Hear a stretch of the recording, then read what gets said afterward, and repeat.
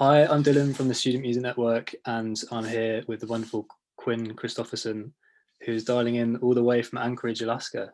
So, Quinn, thank you very much for joining us. How are you doing? Thank you. Yeah, I'm amazing. We got our first snow yesterday. That's exciting. So, winter's starting properly. Yeah, it's coming in hot. Sweet. So, I think it'd be perfect to start kind of at the beginning, really. So, like, where did your journey with music start? Um, I think my journey with music kind of started just by watching my dad. He is a wedding DJ. He always has been. He's had his own business since before I was born. And so I grew up helping him set up for the gigs and, sound check and with all the music and him playing like the top 40 wedding hits. And um, I remember seeing him be a performer and like make people move and dance and everything just from, like playing songs. And I thought it was so cool. And I think all that music, that pop music really inspires me today in my sound for sure. And then as far as songwriting, I don't think I started writing songs. Well, I didn't start playing guitar until I was 20. I didn't start writing until I was, I'd say, in middle school, because I started writing poetry. And that always kind of feels like the beginning for me for writing and storytelling. But then I won the Tiny Desk contest in 2019 with a song of mine. And in 2020, I just kind of quit my day job and gave it a go. Sweet. And so I'm here. I was going to ask about the Tiny Desk concert.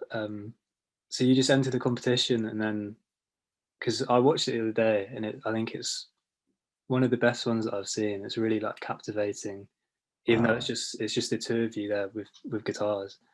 Yeah. You mentioned that like you didn't own your own guitar before then, and it brought about a moment for you to go out and purchase your first one for yourself.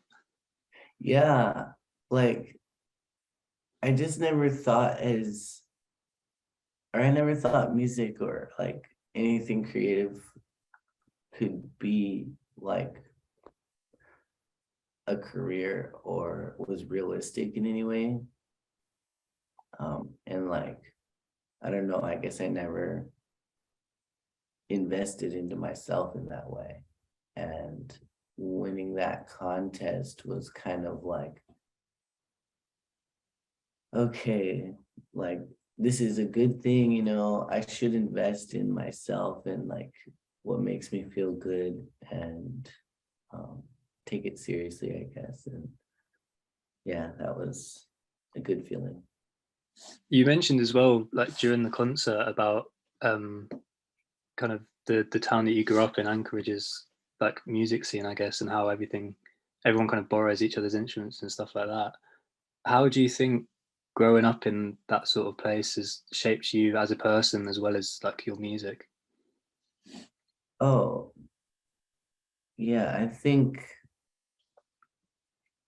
growing up in this kind of place, it's definitely shaped me and my music just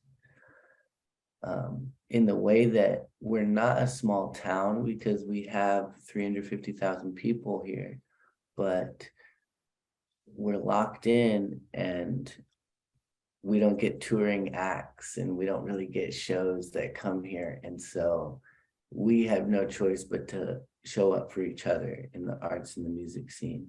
And it is just us, right? And like, I love that about it because it's always just kind of like forced that nature of like boosting each other up and growing with each other. I think it's really cool. Sweet. And yeah, it'd be great to kind of touch on your new album that's just come out about a month ago. It's Yes. called Write Your Name in Pink. Congratulations. Uh, yeah, could Thank you you. just kind of give us a little rundown of the album, like what it's about, what it means to you, like where the name comes from, and kind of how it feels as well to have like a body of work that you've probably been putting a lot of time and effort into. Yeah. Well, yes, Write Your Name in Pink. This is my debut record. I'm so proud of it, and I'm so proud to have something out there because before this, I'd only ever put 2 songs out. Because I don't know, I just always wanted to keep them close and do it right. And it just feels like the right time. Write Your Name in Pink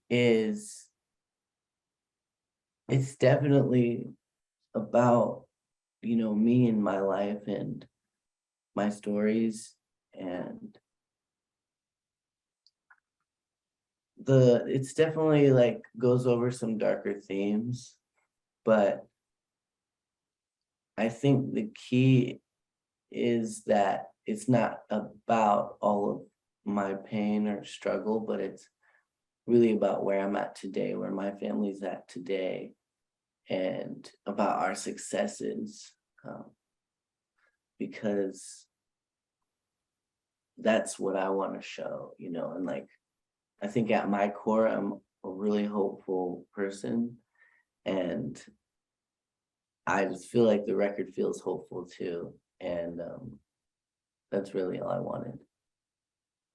So what sort of like a main theme that maybe you'd like people to take from the album once listening to it? Main theme, I would say, is celebrating my youth